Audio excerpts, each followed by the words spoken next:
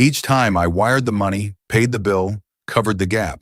What began as occasional help became a permanent arrangement. My parents added me as an authorized user on their credit cards, ostensibly for emergencies. Kyle convinced me to co-sign his lease, then his car loan. Melissa needed my credit card on file for her gym membership, her streaming services, her subscription boxes. One by one, they wove themselves into my financial life, taking root like invasive vines. I told myself it was temporary. I told myself they'd pay me back. I told myself this was what family did. But here's the thing about being dependable. People stop seeing you as a person. You become a function, a utility, a resource to be tapped when needed and ignored the rest of the time. My birthday came and went each year with a text message or a phone call if I was lucky. Kyle's birthday, though, that was an event. Dinner reservations, gifts, celebration. Melissa's achievements were proclaimed on social media with paragraphs of pride. My promotion to senior analyst last year earned a distracted, "That's nice, honey," from my mother during a phone call, and that was really about asking me to increase her credit limit. I didn't complain. I didn't make waves. I absorbed the inequity like it was my job, smiled through the holidays, showed up when summoned, and kept the money flowing. I thought that's what family did. I thought if I just gave enough, proved myself valuable enough, they'd eventually see me as more than a checkbook.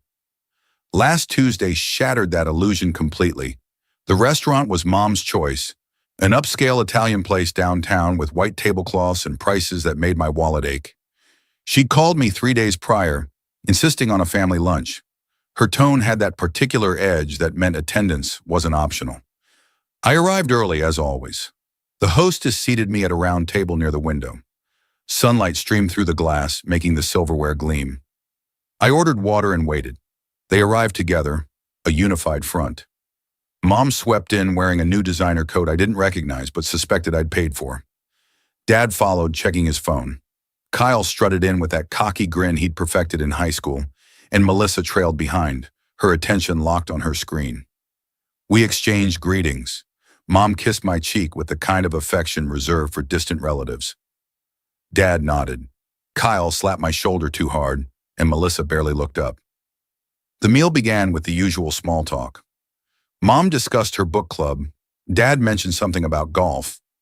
Kyle launched into a story about his latest business idea, something involving cryptocurrency and fitness supplements. I listened, nodded, played my part.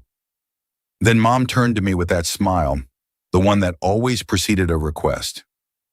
"Ethan, sweetie, your father and I were hoping you could help us with something." My stomach tightened. "What do you need?" "Well, we're planning a cruise for our anniversary next month. Nothing extravagant, just a week in the Caribbean. The thing is, we're a bit short on the deposit." I set down my fork carefully. "How much?" $4,000. "We'll pay you back, of course." Of course, the same promise I'd heard dozens of times, never once fulfilled. Before I could respond, Kyle jumped in. "Actually, big bro, I could use some help too. My car needs new tires and the rent's due. Maybe $2,000? Melissa finally looked up from her phone. "Oh, and Ethan, my credit card got declined yesterday. Can you check on that? I think there's something wrong with the account." The account, my account. The card I'd given her for emergencies that she'd been using for everything from coffee to designer handbags. I felt something inside me shift, like a tectonic plate sliding into a new position. I looked at each of them, really looked, and saw the expectation in their eyes, not hope, not gratitude, just expectation, entitlement. "I need to think about it," I said quietly. Mom's smile tightened. "Think about it? Ethan, we're family. This is what family does for each other." "Right," I said. "What we do for each other." Kyle leaned back in his chair, that smirk still fixed on his face. "Come on, man, you make good money. It's not like, this is a big deal for you." Something hot flared in my chest. "Not a big deal." "Kyle's right," Mom said, her tone shifting to that particular frequency of disappointment she'd perfected over the years. "You're being dramatic. We're not asking for much." I pulled out my phone, opened my banking app, and started calculating. 7 years of transfers, payments, bills, loans. I'd never added it all up before. Never wanted to see the number in total. But now, with them staring at me like I was the unreasonable one, I needed to know. The number made my hands shake. "Do you know how much you've taken from me?" I asked, my voice steady despite the rage building behind my ribs. Dad finally looked up from his phone. "Taken? That's a harsh word, son. We've borrowed, sure, but $73,000, I said. "In 7 years, you've borrowed, spent, charged, and taken $73,000 from me. And not one of you has paid back a single cent." The table went silent. A waiter approached, sensed the tension, and veered away. Mom recovered first, her expression hardening. "We didn't take anything. You offered to help. And besides, that's what family does. Or are you too selfish to understand that?" Selfish. The word hung in the air like a knife. Kyle laughed, actually laughed. "Dude, you're making this weird. We're grateful, okay? But you're acting like we forced you or something. You could have said no." "Could I have?" I looked at each of them. "Could I really?" "Oh, here we go," Melissa muttered, rolling her eyes. "The martyr act." That's when Mom said it. The sentence that would replay in my mind for days. "Get out. Paying bills doesn't make you important." The words hit like a physical blow. I stared at her, waiting for her to take it back, to apologize, to show some recognition of what she just said. But she didn't. She met my gaze with cold indifference. Kyle smirked. "He's just jealous I'm the favorite." And there it was, the truth we'd all danced around for years, finally spoken aloud with casual cruelty. I stood up slowly, my chair scraping against the floor. Every eye in the restaurant turned toward us, but I didn't care. I looked at my mother, my father, my siblings, and felt something inside me go completely, utterly calm. "Then let him handle the $7,200 you've been charging to my name every month." Mom's face went white. Dad's phone clattered to the table. Kyle's smirk vanished. Melissa's mouth fell open. I pulled my wallet from my pocket, dropped 3 20s on the table for my untouched meal, and walked out. Behind me, I heard Mom's voice, sharp with panic, calling my name. I didn't turn around. I didn't look back. I went home and began the most satisfying work of my life. My apartment felt different when I returned. Quieter, cleaner, like a space finally my own. I sat at my desk, opened my laptop, and began the systematic destruction of every financial connection my family had to me. First, the credit cards. I pulled up each account, noted the charges from the past month alone. Mom's boutique shopping sprees, Dad's golf club fees, Kyle's bar tabs and gym supplements, Melissa's subscription services, food deliveries, ride shares. The list scrolled on, a digital record of my family's parasitic lifestyle. I called each credit card company in turn, reported the cards as lost or stolen, requested immediate cancellation and new card numbers sent only to my address. The representatives were helpful, efficient. Within an hour, every card my family possessed with my name on it was dead plastic. Next, the authorized users. I removed Mom and Dad from every account. The system required verification, security questions, confirmations. I answered each one with robotic precision. Then came the subscriptions.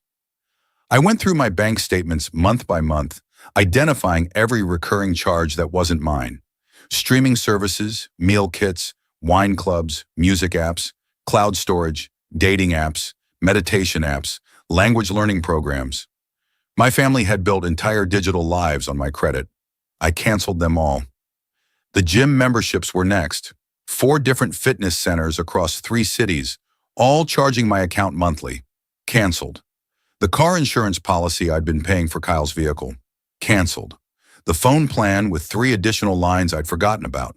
Canceled. I found charges I didn't even recognize.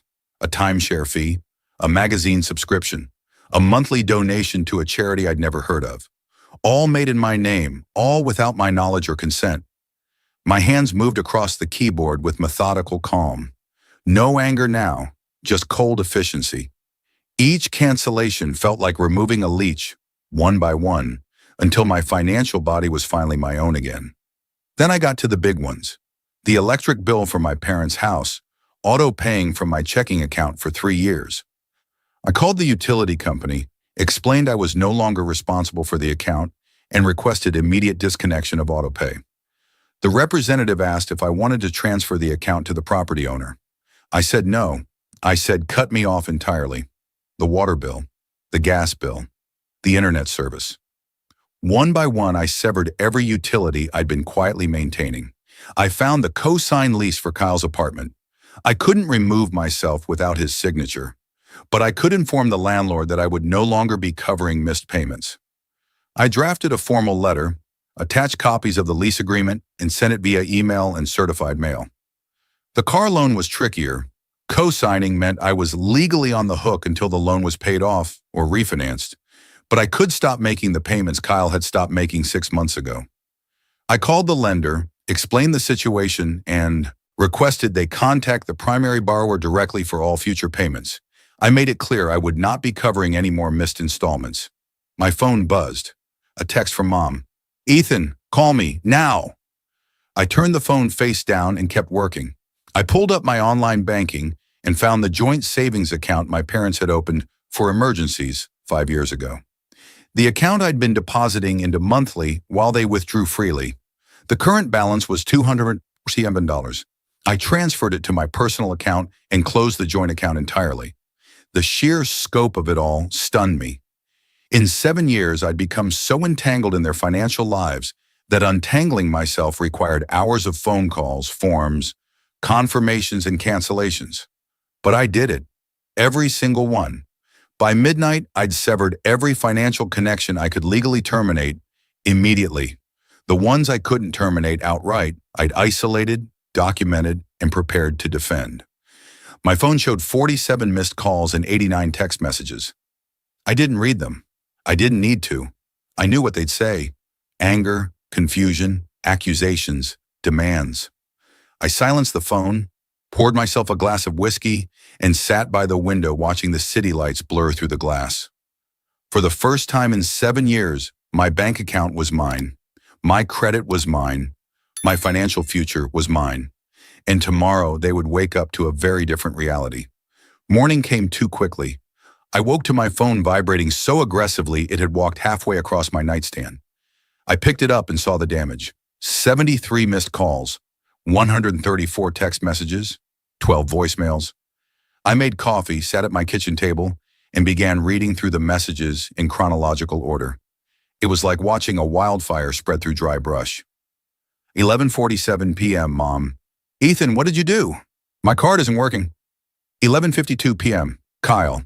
"Bro, what the hell? My Netflix just kicked me off." 12:03 a.m., Dad. "Son, we need to talk. Call me." 12:15 a.m., Melissa. "Are you seriously being this petty? Grow up." 12:34 a.m., Mom. "Ethan James Rivers, you call me right now. This is unacceptable." 1:09 a.m., Kyle. "Dude, my car payment bounced. What the hell did you do?" 1:47 a.m., Dad. "Ethan, this isn't funny. We need to sort this out." 2:23 a.m., Melissa. "You're being so immature. We're family." The messages devolved from there. Accusations of betrayal, demands for explanations, threats to show up at my apartment. Mom's messages cycled through anger, guilt-tripping, and eventually bargaining. The voicemails were worse. I put the phone on speaker and listened while I cooked breakfast. Dad's voice strained and confused. "Ethan, I just got a call from the electric company saying our autopay failed. Can you check on that? Must be some kind of mistake." Kyle's voice angry and accusatory. "What the hell, man? You canceled my insurance? My car got towed because it's uninsured. You're going to fix this, right?" Melissa's voice tearful and manipulative. "Ethan, I don't understand why you're doing this. Did I do something wrong? Can we please talk?" And Mom's voice cold and cutting. "You're being incredibly selfish. We raised you better than this. Family takes care of family, Ethan. I don't know what's gotten into you, but you need to fix this mess you've created." The mess I'd created? The words would have been funny if they weren't so infuriating. I deleted the voicemails without responding. I'd say what I needed to say, but on my terms, in my time. I went to work, focused on my clients, my projects, my actual responsibilities. But my phone continued its frantic buzzing throughout the day. My assistant asked if everything was okay. I told her it was a family matter being handled. By lunchtime, the messages had taken on a desperate edge. Mom, the power company says they're shutting off our electricity unless we pay by Friday. Ethan, we need that account back on autopay. Kyle, seriously, you're killing me here. I can't get to work without my car, and the repo guys are looking for it. Help me out. Dad, son, your mother is very upset. Can we please sit down and discuss this like adults? Melissa, my phone got shut off. How am I supposed to reach you if you cancel my phone line? The irony of that last message wasn't lost on me. She'd managed a text from someone else's phone to complain that I'd canceled the phone line I'd been paying for. I responded to none of them. Silence was my answer, and it was deafening. By evening, the messages shifted again. Now came the flying monkeys, the extended family members recruited to guilt me into compliance. My Aunt Linda, Ethan, your mother called me very upset. I don't know what's going on between you two, but family is forever. Don't let pride destroy your relationships. My cousin Josh, hey man, heard things are rough. Your folks seem really stressed. Maybe cut them some slack. Even my grandmother weighed in. Sweetheart, I hear there's been some trouble. Remember, blood is thicker than water. Whatever happened, I'm sure you can work it out. The thing about flying monkeys is they only hear one side of the story. My family had spun a narrative where I was the villain, the ungrateful son who suddenly cut them off for no reason. None of them knew about the $73,000. None of them knew about the years of being invisible, except when my wallet was needed. I drafted a response to my grandmother, the only one who deserved an explanation, and sent it to her privately. Grandma, I love you, but this situation is between me and my parents. I promise you, I haven't done anything wrong. I've only stopped letting them use me. If they told you I abandoned them, ask them how much money they've taken from me in the past 7 years. Ask them why they think they're entitled to my income. I hope you can understand. She responded an hour later. Oh, sweetheart, I had no idea. You do what you need to do. That one message, that one moment of being seen and believed meant more than I could articulate. By day's end, I'd received 41 more calls, 67 more texts, and even an email from my father with the subject line, "We need to talk about your behavior." I didn't open it. I didn't need to. Instead, I spent my evening doing something I'd been avoiding for years. I calculated the exact breakdown of every dollar I'd given them. Rent and housing costs, $23,400 utilities, $8,700 car payments and insurance, $12,300 credit card bills, $18,900 cash transfers, $6,200 loans never repaid, $3,500, the list went on. When I finished, the total was actually higher than my initial calculation. $78,340, nearly $80,000 over 7 years. I created a detailed spreadsheet. Date, amount, purpose, recipient. I attached bank statements, credit card records, copies of checks. I compiled everything into a single document, a comprehensive record of my family's financial exploitation. I wasn't sure what I'd do with it yet, but I wanted it ready. I wanted the truth organized, undeniable, and impossible to gaslight away. That night, I slept better than I had in years. Friday afternoon, my doorbell rang. I knew who it would be before I looked through the peephole. Dad stood in the hallway, looking older than I remembered.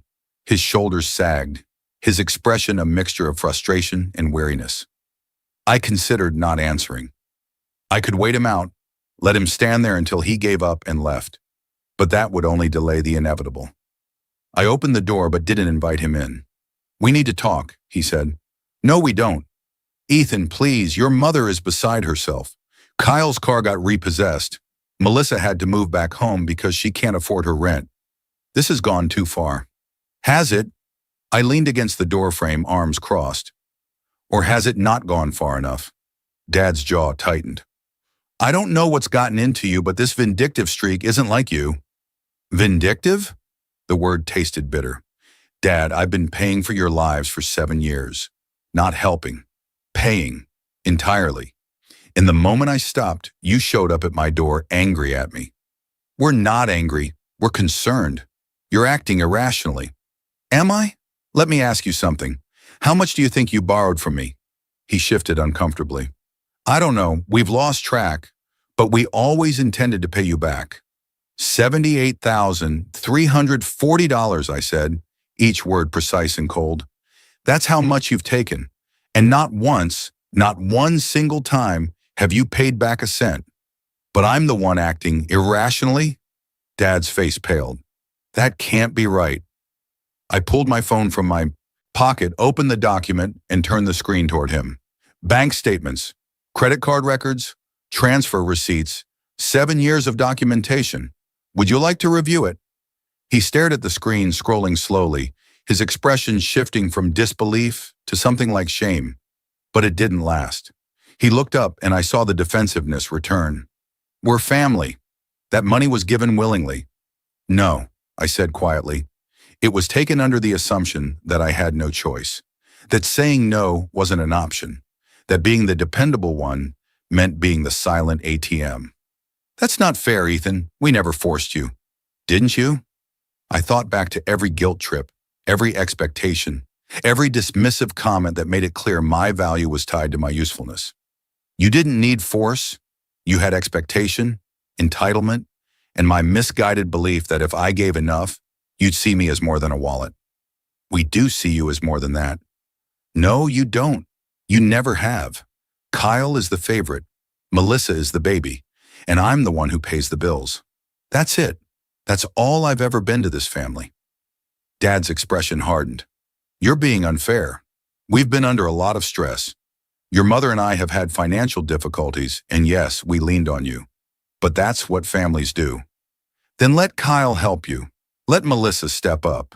Let someone else be the dependable one for once. They can't. They don't have your resources. Resources I earned. By myself. For myself. Not for you. The words hung between us, a chasm too wide to cross. Dad's voice dropped, taking on that disappointed tone I'd heard so many times growing up. I thought we raised you to be better than this, to put family first. You did, I said. And I have. For 7 years, I put family first. I put you first. I sacrificed my own financial security, my own future, my own peace of mind because I thought that's what family meant. But you know what I learned this week? Family isn't supposed to drain you dry and then call you selfish when you finally say no. So that's it? You're just cutting us off after everything we've done for you? The audacity of that question nearly made me laugh. Everything you've done for me? Like what, Dad? Raising me? That's called being a parent. That's the baseline. Not a debt I owe you for the rest of my life. You're being cruel. No, I said. I'm being done. We stood there in the hallway, the gulf between us infinite. I could see him calculating, trying to find the angle that would make me relent, the guilt trip that would work, the button to push. He wouldn't find it. Those buttons were disconnected now, severed along with everything else. Finally he spoke, his voice tired. Your mother wants to see you, to talk this through. No. Ethan. No, Dad. I'm not coming to the house. I'm not sitting down for a family meeting. I'm not letting you gang up on me and twist this into something it's not. I'm done being your ATM, your backup plan, your safety net. Find someone else. There is no one else. That sounds like a you problem. His expression shifted to something cold, something final. You're making a mistake. You're going to regret this. I already regret it, I said. I regret the 7 years I spent believing you cared about me as a person and not just as a bank account. I regret every dollar, every sacrifice, every time I chose your comfort over my own future. But I don't regret stopping, and I won't regret moving forward without you. Dad stared at me for a long moment, then turned and walked away. I watched him disappear down the hallway, waiting until I heard the stairwell door close before I stepped back inside and locked my door. My hands were shaking, my chest felt tight, but underneath the adrenaline and anger, I felt something else, relief. Over the weekend, I finalized my evidence. The spreadsheet became a comprehensive document, 47 pages of financial records, organized chronologically and categorized by type. Bank transfers, credit card statements, canceled checks, text messages requesting money, emails with confirmation of payments, even old birthday cards from my parents thanking me for my generosity. I hadn't planned to make it public. Despite everything, some small part of me still wanted to protect them, to handle this privately. But then Monday morning arrived, and I woke to a Facebook post from my mother. It was long, emotional, and expertly crafted to paint me as the villain. She wrote about the pain of estrangement, about how sometimes children grow distant from the parents who love them unconditionally. She mentioned financial stress, but framed it as normal family help that I'd suddenly and cruelly withdrawn. She alluded to my changed behavior and asked for prayers during this difficult time. The comments section filled quickly. Family, friends, distant relatives, and church members all offered sympathy and support. Poor Carol. How terrible to have such an ungrateful son. Praying for you during this trial. Several people tagged me in the comments trying to draw me into the narrative she'd created. That's when I made my decision. I spent Monday evening crafting my response. Not a Facebook post that felt too reactionary, too petty. Instead, I created a web page through a simple site builder. Clean, professional, factual. The header read, "Setting the record straight." Below it, I wrote a statement that laid out the situation in clear, unemotional terms. I explained that for 7 years I had provided financial support to my family. I listed the types of expenses I'd covered, the approximate total, and the fact that none of it had been repaid despite repeated promises. I explained that I'd recently discovered additional unauthorized charges to my accounts totaling $7,200 monthly, and that when I attempted to discuss this calmly with my family, I was dismissed, mocked, and told that paying bills didn't make me important. I included a section titled Documentation, with redacted bank statements showing the transfers and charges, screenshots of text conversations requesting money, and copies of thank you cards mentioning financial help. I made it clear that this was not an attack but a defense, that I had tried to handle this privately but was being publicly vilified for setting boundaries, that I wanted no further contact with my family and requested that they respect that boundary going forward. The final line read, "Family should lift each other up, not drain each other dry. I wish them well, but I'm done being their emergency fund." I proofread it 3 times. I verified that all personal information except mine was redacted. I made sure nothing was inflammatory or cruel, just factual and firm. Then I posted the link to my own Facebook page with a simple message. My mother posted her version of recent events. Here's the full story. I turned off my phone and went to bed. By Tuesday morning, my post had been viewed over 3,000 times. The link had been shared by friends, tagged in comment sections, and passed around the networks of people who knew both me and my family. The response was overwhelming. Former coworkers reached out to offer support. Friends I hadn't spoken to in years sent messages of solidarity. Several people admitted they'd been in similar situations with their own families and thanked me for speaking up. But the most impactful responses came from my family's own circle. The church friends, the neighbors, the relatives who'd been so quick to defend my mother's post. One by one, the narrative shifted. Comments on my mother's original post turned from sympathetic to questioning. Did you really charge $7,200 to his accounts monthly? $78,000? That's not normal family help. Maybe there's more to this story than you let on. My Aunt Linda, who'd initially texted me about pride in family, commented publicly, "Carol, I had no idea this was the situation. We need to talk." The flying monkeys stopped flying. The guilt trip ceased. Even my grandmother sent me a private message. "I'm proud of you, sweetheart. You did the right thing." My family's response was predictable. Kyle posted an angry rant calling me a liar and accusing me of doctoring evidence. It was quickly deleted after several people pointed out that bank statements don't lie. Melissa sent me a voicemail, sobbing, saying I'd ruined her life and she'd never forgive me. I didn't respond. Dad tried to call from different numbers, each time leaving voicemails that oscillated between angry and pleading. I blocked each number. Mom's response was the most telling. She deleted her original Facebook post, wiped her social media accounts, and retreated into silence. No apology, no accountability, just disappearance. My phone still buzzed occasionally, but the tenor had changed. Now it was messages of support, invitations to coffee from friends who wanted to check on me, and even a few inquiries from journalists who wanted to write about family financial abuse. I declined the press attention. This wasn't about publicity. It was about boundaries, about reclaiming my life, about refusing to be silent anymore. At work, my focus sharpened. Without the constant background noise of family drama and financial bleeding, I could think clearly for the first time in years. I started saving money, not just accumulating it before it disappeared. I started planning for my own future, not theirs. I slept through the night without waking in anxiety about the next request, the next emergency, the next guilt trip. 3 months later, I sat in my new apartment, bigger, brighter, in a better neighborhood. Furniture I'd chosen, walls I'd painted, space that was entirely, completely mine. My phone rang. Unknown number. I let it go to voicemail. It was Dad. His voice was quiet, subdued. "Ethan, I know you don't want to hear from us. I respect that. But I wanted you to know, we've been going to financial counseling. Your mother and I, we're trying to figure out how we got here, how we let things get so out of control. I don't expect forgiveness. I don't even know if I deserve to ask for it. But I wanted you to know we're trying." I listened to the message twice, then saved it without responding. Maybe one day I'd be ready to talk. Maybe not. That was the beauty of boundaries. I got to decide. Not them, not obligation, not guilt. Me. The last 3 months hadn't been easy. I'd gone to therapy, worked through years of resentment and self-neglect.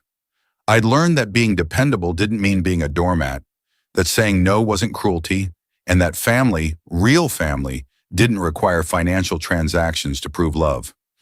I'd also learned that some relationships are so toxic, so fundamentally broken, that the healthiest choice is distance. Not out of spite, not out of revenge, but out of self-preservation and self-respect. My family had taught me an important lesson, though not the one they intended.